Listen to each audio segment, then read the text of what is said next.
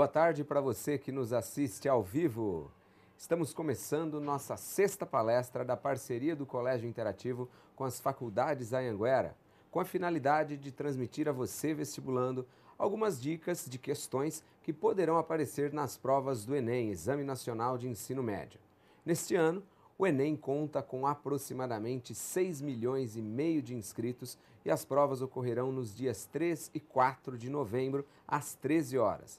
Nossas palestras estão sendo transmitidas ao vivo toda segunda e quarta-feira, às 16 horas, e a programação pode ser consultada no site da Anhanguera, anhanguera.com. Na palestra de hoje, o tema será Ditadura Militar e a Nova República. E trouxemos aqui o professor Alex Neres Turci, que já esteve aqui falando sobre a Era Vargas, e hoje vai falar sobre a Nova República, hoje vai falar sobre o período militar no Brasil. Alex, muito boa tarde, obrigado pela sua presença mais uma vez. Boa tarde, Glauco, boa tarde aí a todos que estão nos acompanhando aí pelo Facebook, pela transmissão aí do Interativo com a Anhanguera. Um prazer um pouco rouco hoje de estar tendo esse papo novamente com vocês. O tempo está seco, né, Alex? Os professores normalmente sofrem bastante, quem utiliza muito a voz acaba sofrendo bastante com esse tempo seco, essa falta de chuva. Ar-condicionado. Professor de História ainda que fala pouco, né? Fala bastante, né, Alex? Lembrando que você pode acompanhar essas palestras que a gente está fazendo, hoje a gente está no sexto encontro, por um link bem fácil no Facebook, tvenem.interativo.com.br. Então, obviamente, você já está nos acompanhando, mas você pode divulgar aí para os amigos, para os colegas, para a galera que vai prestar o Enem. E na segunda-feira, mais um encontro com o professor Carlos Henrique Roque. Você pode clicar no Facebook, tvenem.interativo.com.br. Lembrando que esse papo aqui com o professor Alex, ele deve demorar em torno de uns 30 minutos. Tem bastante coisa para ele falar sobre um período intenso da vida da política brasileira. E na sequência você pode fazer perguntas que eu vou repassar durante uns 15 minutos. Aí vou repassar perguntas dos nossos internautas, você que está acompanhando mais essa palestra. Alex, vamos começar dando um panorama geral. Você falou da Era Vargas, da última vez que você esteve aqui, um panorama geral, como que esse assunto pode aparecer na prova. E o governo militar, que é um assunto, como eu acabei de falar, intenso, que normalmente o aluno gosta de mencionar. Como que ele pode aparecer na prova do Enem? Bom, primeiro, quando se fala de ditadura militar, período aí de 64 até 85, ele pode aparecer principalmente abordando duas importantes temáticas, que seria a questão da repressão, da tortura, dos atos institucionais, né, e também o aspecto cultural desse período, a forma de contestação que foi usado por meio da música e também da luta armada. Legal. E olha a tosse aí do professor Alex sofrendo. Ainda bem que tem uma aguinha aqui pra gente. Alex, e é recorrente aparecer esse tema nas provas? Olha, Glauco, quando se trata de história do Brasil, de fato o período militar, junto com o período da Era Vargas, que nós já conversamos aqui em outra palestra, é um dos mais abordados. Mas nos últimos anos, em virtude principalmente da possibilidade de rever a chamada lei de anistia, que a gente vai conversar também sobre isso hoje, né, e também da criação da Comissão da Verdade pelo governo federal, é um assunto que talvez caia ainda com mais intensidade na prova do Enem e também em outros vestibulares. Bom, Alex, o golpe militar, o governo militar começa no Brasil em 1964. Ele começa oriundo de quê? Por que os militares do Brasil resolveram tomar o poder? Bom, para a gente entender o que levou aos militares, né, e é importante, né, com apoio civil, tomarem o poder, na verdade, inicialmente a ideia não era tomar o poder ou criar um governo militar, né? Isso foi meio que uma consequência de determinados elementos, determinados fatores, que a gente vai conversar ainda sobre isso, certo? Que fizeram os militares permanecerem por 21 anos no poder. Na verdade, a questão era o restabelecimento da ordem, né, que o governo, né, do presidente João Goulart, do presidente Jango, de certa forma, ameaçava, né? As reformas pretendidas pelo presidente João Goulart, né, as chamadas reformas de base, o vínculo do presidente com os sindicatos, né, a presença, por exemplo, do presidente num evento, né, ligado a sargentos e suboficiais da Polícia Militar do Rio de Janeiro, dando apoio às reivindicações desse setor, né, o apoio também, de certa forma, que o presidente João Goulart deu a uma greve, uma revolta que ocorreu no setor da Marinha, né, e a população, né, temente de que João Goulart poderia levar o país para o comunismo. É importante lembrar, né, isso eu acho que é sempre válido, da gente contextualizar o golpe. Né? Vamos lembrar que no caso da política externa, nós vivenciávamos o período da chamada da Guerra Fria. O choque entre os Estados Unidos, representando a ideia de democracia, e o comunismo, né, da União Soviética, representando a não democracia, o totalitarismo. Então, nesse contexto, nós inclusive teremos o apoio, né, dos Estados Unidos, o apoio, né, do governo norte-americano aos regimes militares, não apenas no caso do Brasil, né, mas em outros, né, que ocorreram na América Latina ao longo dos anos 60 e 70, Glauco. Alex, quando você fala em Guerra Fria, que já, como você mencionou, já estava bastante caracterizada nessa época, né, 1964, essa foi uma justificativa que o governo militar utilizou para, digamos, demonstrar a necessidade daquele golpe para a sociedade civil?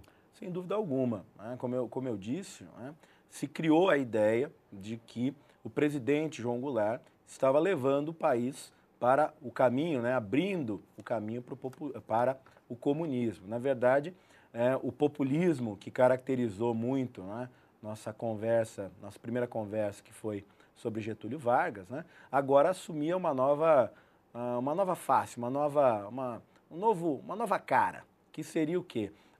Essas concessões que o populismo fez, principalmente à classe trabalhadora, agora nesse novo contexto da Guerra Fria, eram vistas como espaços, brechas que podiam se abrir para o comunismo. A proximidade do presidente da República com os setores sindicais, inclusive o presidente João Goulart era do PTB, né, lembrando, partido criado pelo presidente Getúlio Vargas, né, e que trazia consigo toda a herança do trabalhismo, do vínculo com os sindicatos. Então, a ideia de que os militares estavam exercendo o seu papel de restabelecimento da ordem, de evitar o caos. Lembrando, com a conivência e com o apoio da sociedade civil. Eu estou recebendo aqui o professor Alex Neres Turci no 6º encontro de parceria do Colégio Interativo com as faculdades Anhanguera, abordando temas relacionados à prova do Enem, Exame Nacional do Ensino Médio, que acontece nos próximos dias 3 e 4 de novembro. Alex, que já esteve aqui há uma semana e meia abordando, como ele mesmo falou, a Era Vargas, hoje fala um pouco sobre governo militar no Brasil, período militar no Brasil e a nova república. Alex, como você acabou de mencionar, de que forma houve participação da sociedade civil no período militar brasileiro? Esse aspecto é muito interessante, porque durante muito tempo falava-se do golpe militar, né?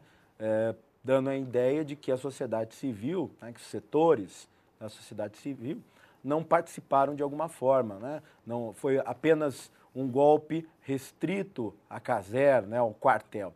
E que, na verdade, a gente sabe muito bem que houve amplo apoio dos setores civis, né? Podemos destacar aí figuras como o governador do estado da Guanabara, o Carlos Lacerda, o governador de São Paulo, Adhemar de Barros, Magalhães Pinto, né, que inclusive dá nome ao estádio, né, do Mineirão, né, apoiou, né, o golpe, né, o próprio governador do Paraná, o Ney Braga, o governador do Rio Grande do Sul, e a sociedade civil, a imprensa brasileira teve um papel também em exigir praticamente, né, os jornais, né, os grandes jornais de circulação do Rio de Janeiro, de São Paulo, né, publicaram aí, nas suas primeiras páginas, a necessidade do Exército, né, restabelecer a ordem, assumir o seu papel de salvar o país do perigo, né, do suposto perigo que o João Goulart representava, né, aqui para o Brasil, para a sociedade brasileira. Talvez um exemplo disso seja a resposta que essa sociedade civil deu na Marcha da Família com Deus pela Liberdade, né? Alguns dias depois do comício na Central do Brasil, em que nós tivemos aí o lançamento das reformas de base, né? Algumas semanas nós temos em São Paulo, não apenas em São Paulo, mas também em outras partes do Brasil, nós tivemos a manifestação desta mesma sociedade civil contra o presidente Jango, o presidente João Goulart, pedindo, né, os militares tomassem a providência para restabelecer o bom andamento do país, restabelecer a ordem. Alex, e mesmo dentro do governo militar, acredito eu, havia os chamados linhas duras e os moderados. Dá para você nomear aí quem eram os linhas duras e os moderados? Bom, essa é a ideia, né? Os chamados moderados também eram conhecidos como o grupo da Sorbonne, né? Não porque estudaram nessa conhecida universidade francesa, né?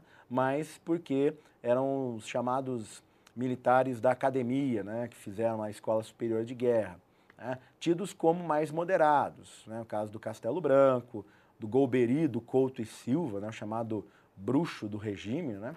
E o general Ernesto Geisel.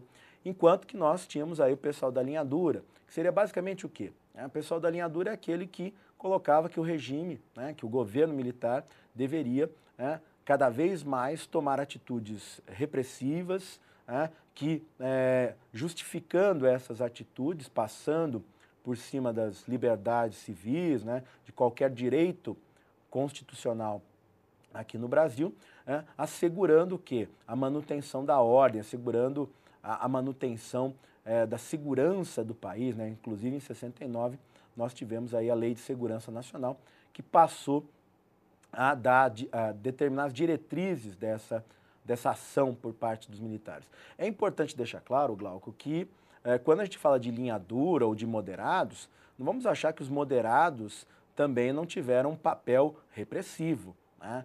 No caso, por exemplo, do governo Castelo Branco, vamos lembrar que foi extinta a UNE, a União Nacional dos Estudantes, né, que inclusive às vésperas do golpe, houve um apresentador de televisão conhecido, Flávio Cavalcante, que conclamou a população para ir até a sede da UNE no Rio de Janeiro e apedrejar a sede da UNE, atear fogo à sede da UNE. Então a gente pode ver a mobilização da sociedade civil em favor, né, do golpe ou em favor, na verdade, dos militares tomarem alguma atitude. Então não quer dizer que o general Castelo Branco ou o general Geisel eram figuras que não tomaram nenhuma atitude repressiva durante o período que foram presidentes, governaram o país.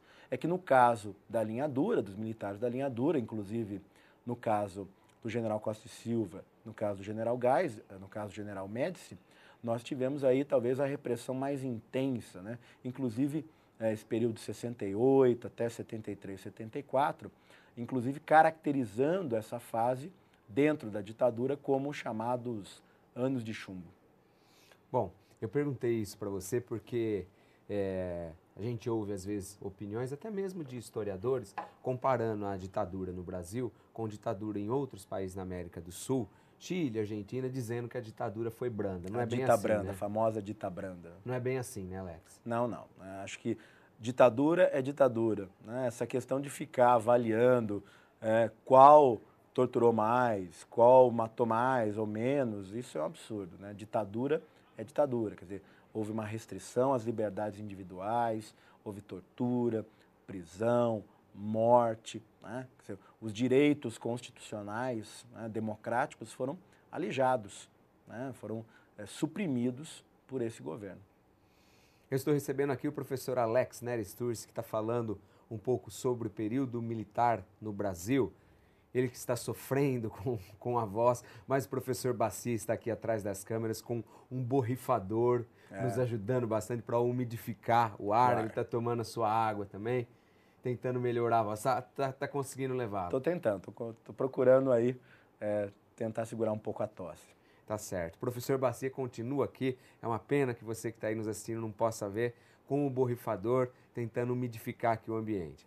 Alex, um outro tema que acho que é importante a gente tocar é que houve um período durante o governo militar em que falou-se no milagre brasileiro. O que foi de fato o milagre brasileiro?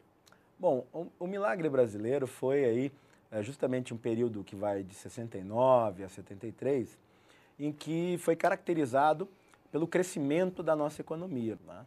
Inclusive, isso já foi temática, né? Foi uma questão, né? Não me lembro agora exatamente de qual vestibular, né? Onde se comparava, onde se pediu uma comparação entre, no plano econômico e no plano político, dos anos dourados, né? Representados aí pelo presidente JK, e os anos de chumbo, né? O período da ditadura militar, o período do milagre econômico. Bom, vamos usar essa ideia aí, essa questão do vestibular, para esclarecer um pouco o que foi o milagre brasileiro. Então, no campo econômico, o milagre brasileiro e o plano de metas, o desenvolvimentismo do governo JK foram muito parecidos. Por quê? Porque o crescimento da economia foi provocado por investimentos do governo, né, no setor de infraestrutura, né, também de subsídios, né, nas estatais, mas também a abertura ao capital externo, né, aproveitando, no caso do milagre brasileiro, né, nos anos 60 e 70, um crescimento, uma expansão da economia internacional, dos países desenvolvidos, países mais ricos, industrializados, em importar insumos, matérias-primas de países como o Brasil, por exemplo, e nos anos 50 praticamente a mesma coisa, né? Então o milagre econômico foi justamente esse período de crescimento da economia, né, que é importante lembrar que é diferente de desenvolvimento econômico. Embora você encontre aí a menção de que neste período, né, do milagre, o Brasil cresceu, né, teve índices de crescimento de 11%, 7% a 11% ao ano, né, na verdade, nós tínhamos aí a forte concentração de renda, né, houve um arroxo salarial, né, quer dizer, uma perda significativa do ganho dos trabalhadores, né, uma euforia consumista que acabou contemplando a classe média, parecido com o que aconteceu no governo JK. Agora, no campo político, evidentemente, que no caso do milagre econômico estávamos numa ditadura e no caso do governo JK nós estávamos num regime democrático. Esse milagre brasileiro, portanto, foi alavancado muito mais pelo cenário externo, de uma economia mundial aquecida, né, e de alguns elementos internos. Quando esse cenário externo acabou entrando em colapso, em recessão, o que provocou essa recessão? O famoso choque do petróleo, né, o primeiro choque do petróleo, né, onde o preço do barril de petróleo praticamente dobrou, isso encarecendo custos de produção, de transporte, provocando uma recessão mundial que acabou afetando, evidentemente, o Brasil. E aí essa bolha, né, vamos usar um termo que está muito comum hoje, né, essa bolha econômica, acabou aqui no Brasil estourando, né, e aí nós sentimos, né, essa recessão. Bom, enquanto o Alex toma mais um pouquinho de água aqui para se livrar da dor de garganta, eu lembro a você que está nos acompanhando que você pode, no Facebook, acompanhar a partir do link tvenem.interativo.com.br.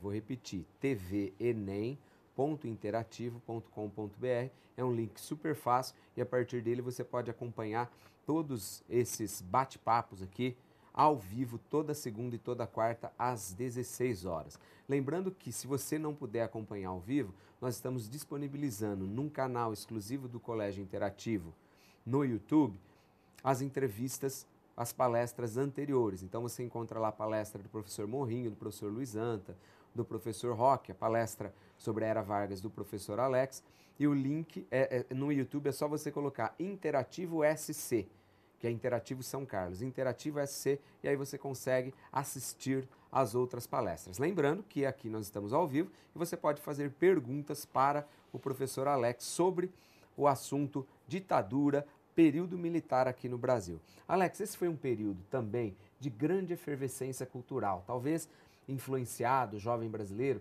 pelas mudanças, pelos anseios de jovens nos Estados Unidos, na França, movimentos civis, movimento feminista. Eu queria que você desse um panorama bem geral, assim, de como a cultura brasileira se efervesceu e de que forma uma canção pode aparecer na prova, às vezes uma pintura, um comentário sobre um determinado artista. Bom, é evidente, foi um período inegável, rico na nossa cultura, né?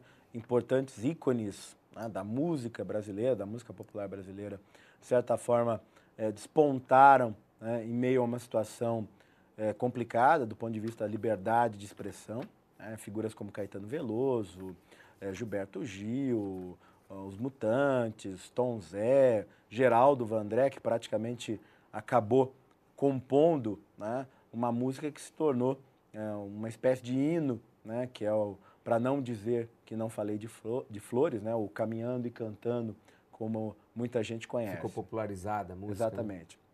Bom, a cultura, né, os festivais musicais eram muito comuns, né, eram verdadeiros acontecimentos, né, transmitidos pela TV aqui no Brasil e, de certa forma, né, a música passou a ser um elemento também de expressão de toda aquela situação de limitação da liberdade, né, por meio do uso de metáforas, principalmente, né, procurava se caracterizar, se expor, né, a questão da falta de liberdade, de como o regime militar tratava as pessoas. Então você pega, por exemplo, uma música como Apesar de Você, né, do Chico Buarque, né, e quando você escuta essa música, né, tenta imaginar o seguinte, o Chico Buarque dialogando, cantando essa canção para o general Costa e Silva, né? Então imagine, apesar de você, amanhã, quer dizer, apesar de você, Costa e Silva,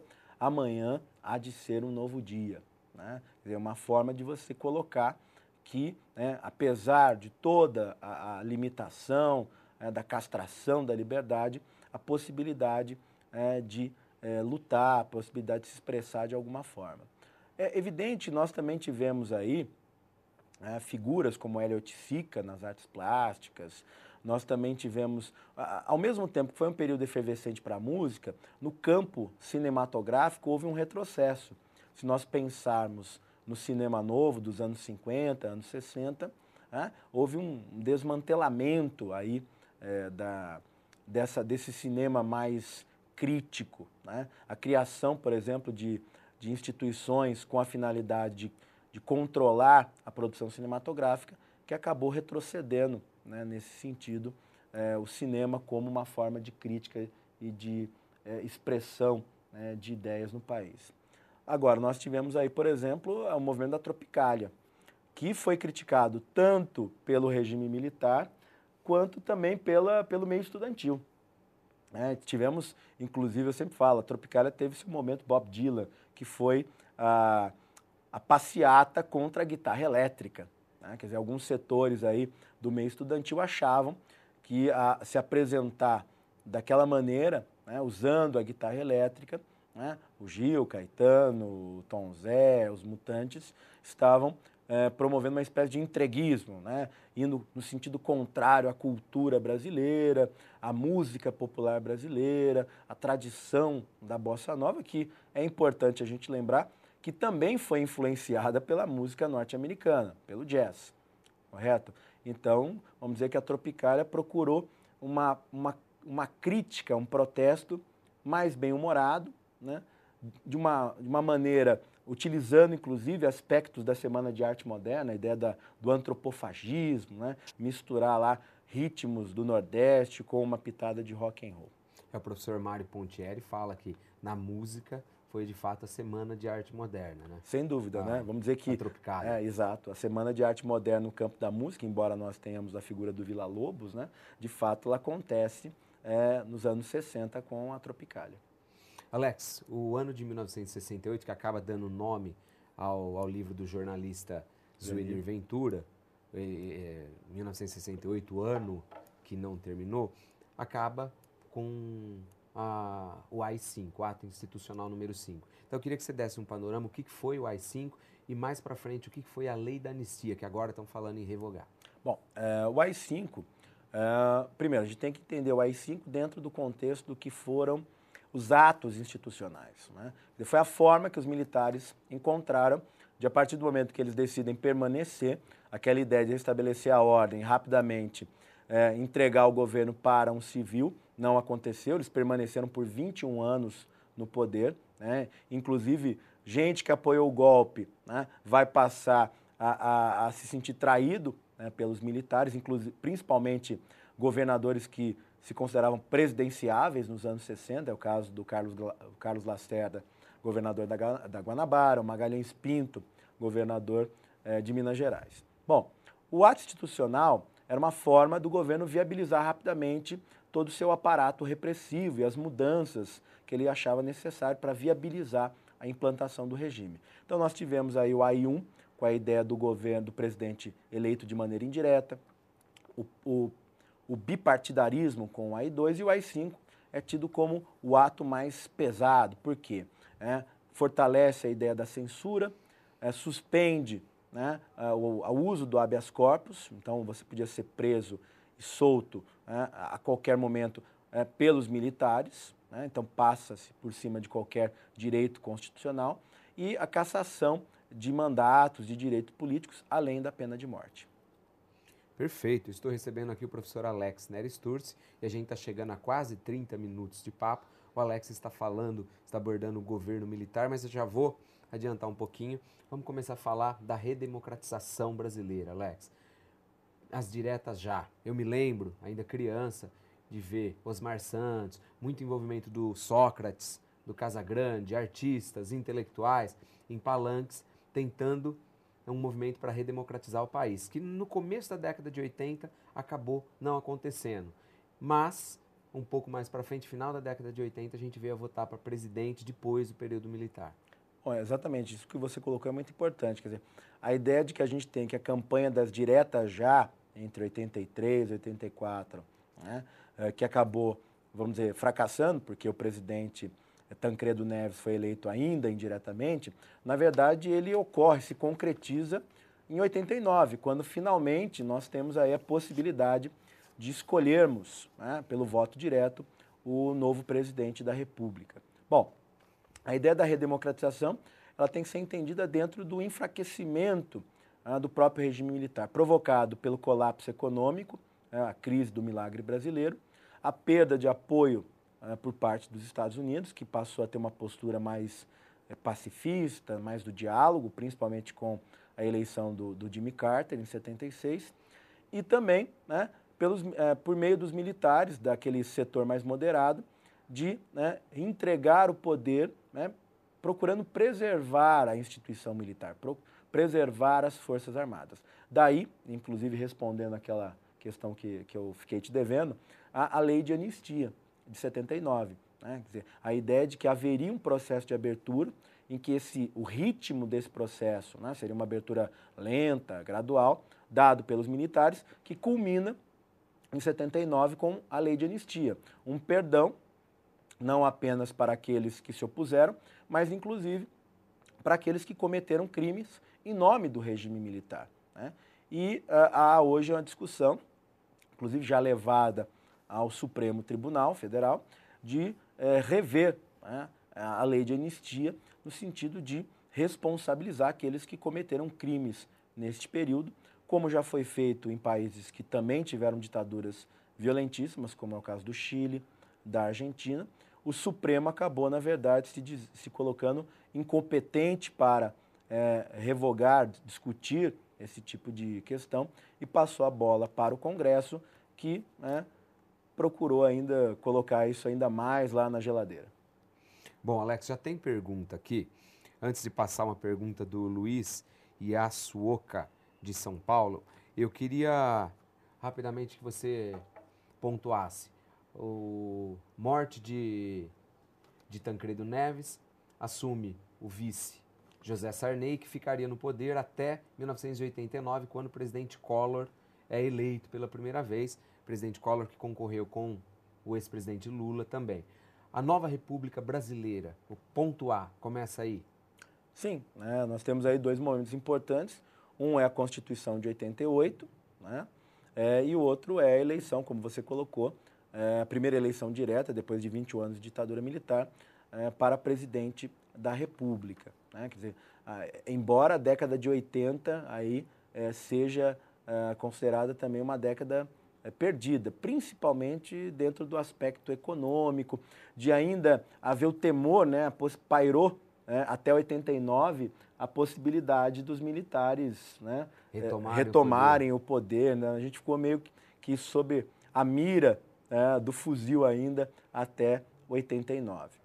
Eu me lembro uma vez o próprio presidente, ex-presidente José Sarney, falando que ele foi meio que obrigado pelo Ulisses Guimarães a assumir o poder de medo que os militares retomassem o poder. Diz que ele disse, assuma o poder. Interessante que o Sarney foi um dos apoiadores do golpe, do movimento para destituir o presidente João Goulart. O Sarney era da antiga UDN, né?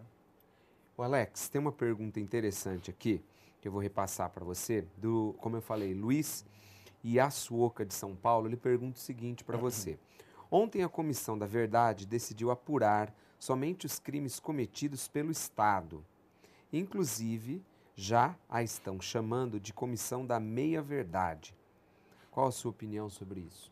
Bom, Luiz, muito pertinente a sua pergunta. Quer dizer, é evidente que você coloca aí essa questão, né, a partir do momento que se coloca que a Comissão da Verdade, que tem um caráter, vamos dizer, investigativo, não punitivo, né, não houve revogação da lei de anistia, a ideia é procurar reconstruir uma parte da história do Brasil, né, essa parte, vamos dizer, obscura, dos chamados porões da ditadura militar, né, inclusive com a possibilidade disso ser usado para pagamento de indenizações a famílias que tiveram parentes vitimados pelo regime, mas peca por considerar apenas os crimes cometidos pelo Estado, ou seja, pelo regime militar, enquanto que há discussão e como é que ficam os crimes cometidos pela oposição, ou seja, a esquerda, né? A questão da luta armada, né?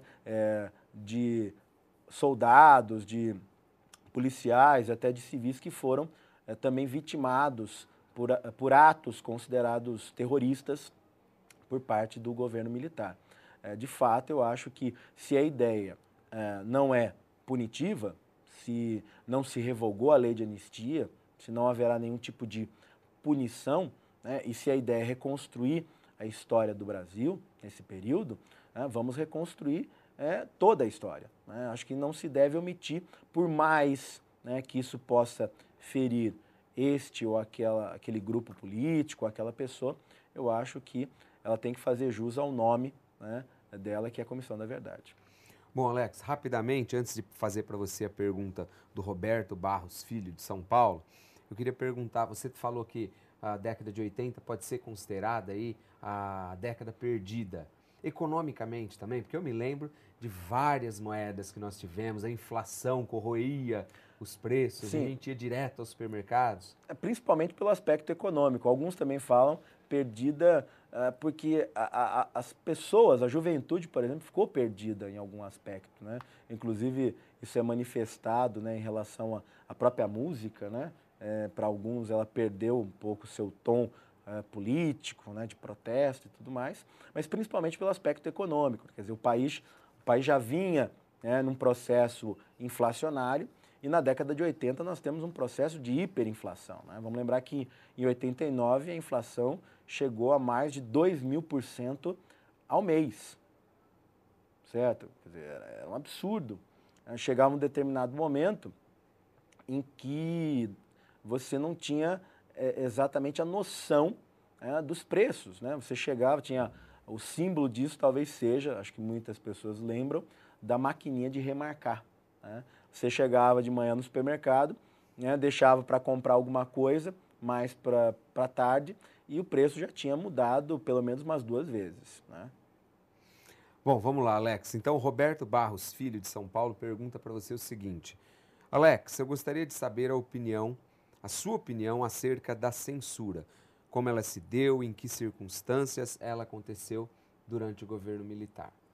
Bom, a censura, na verdade, ela foi uma forma, principalmente a censura, evidentemente, à imprensa, aos meios de comunicação, uma forma do regime cercar de todas as maneiras a possibilidade de oposição, né?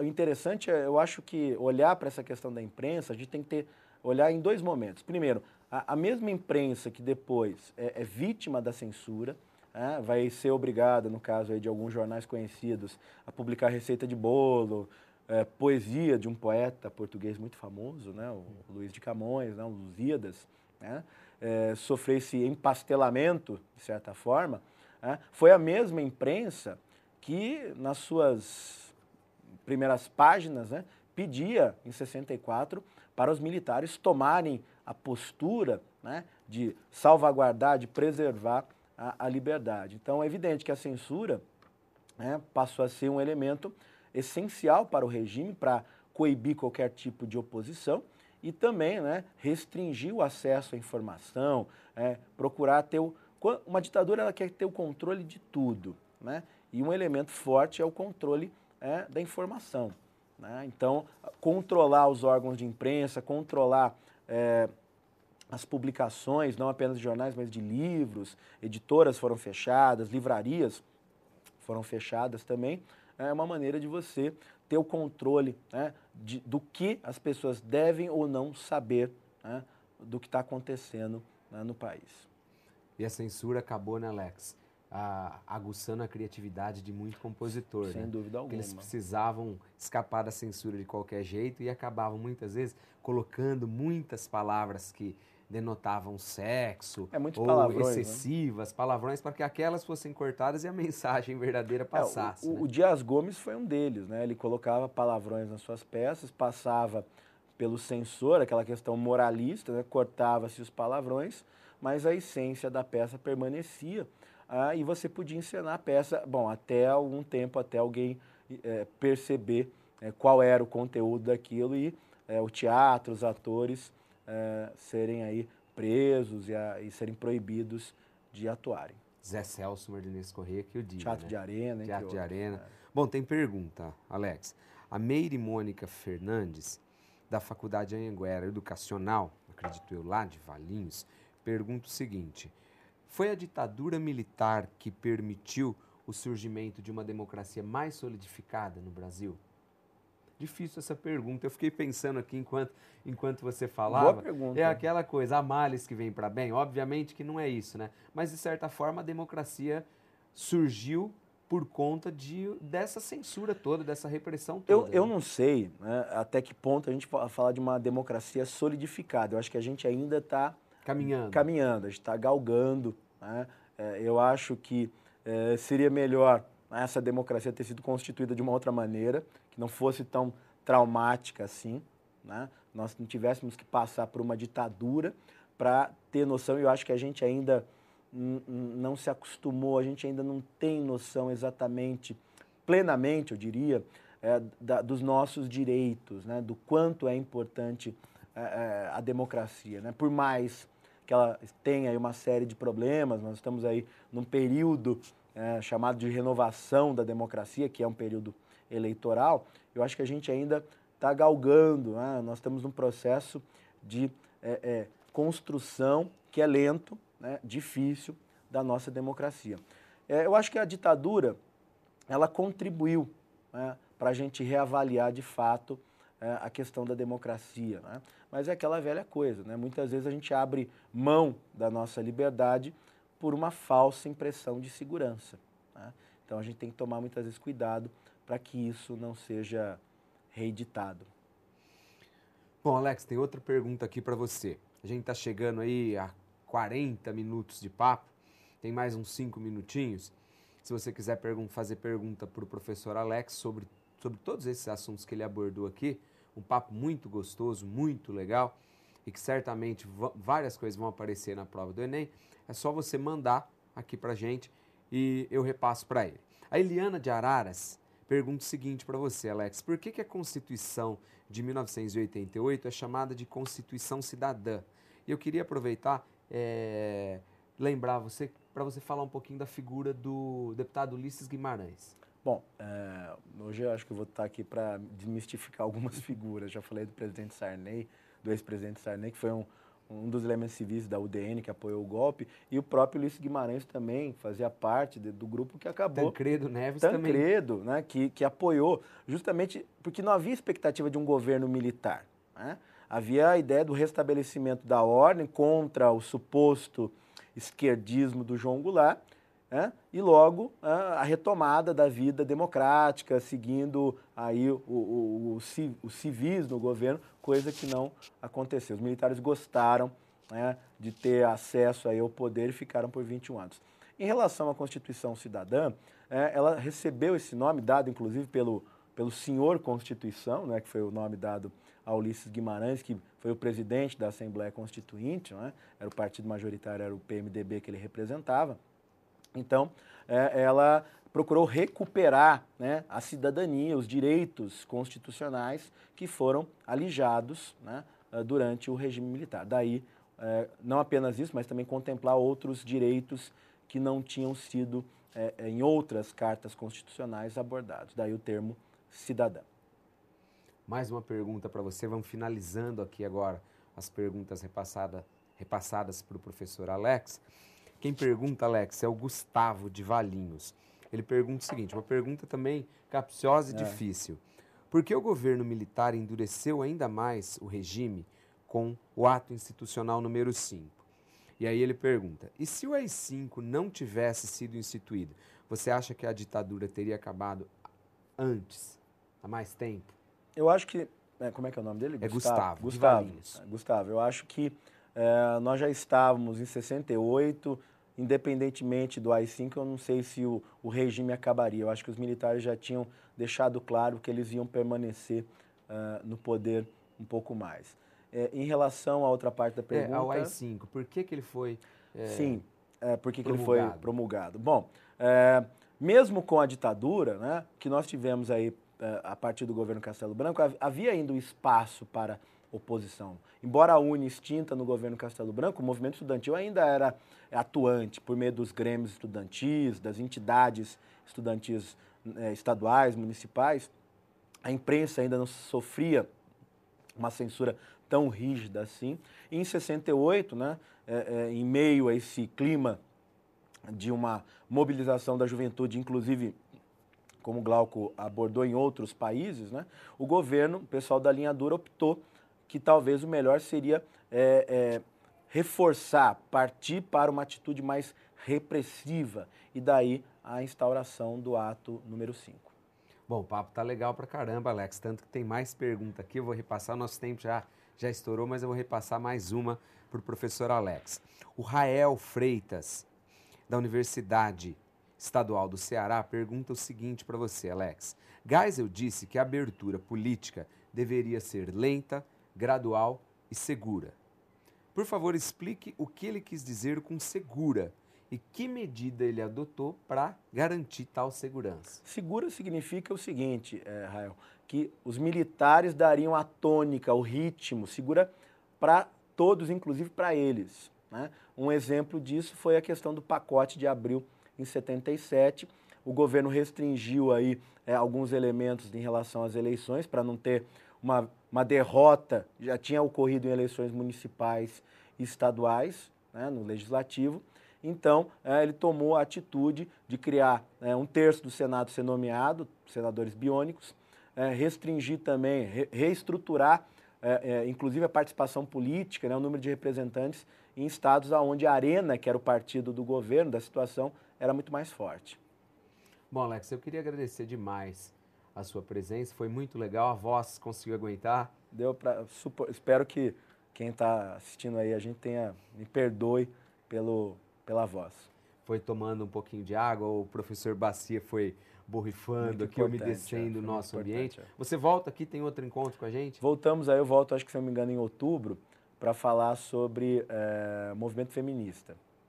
Maravilha, um assunto também muito bacana. Obrigado, Alex.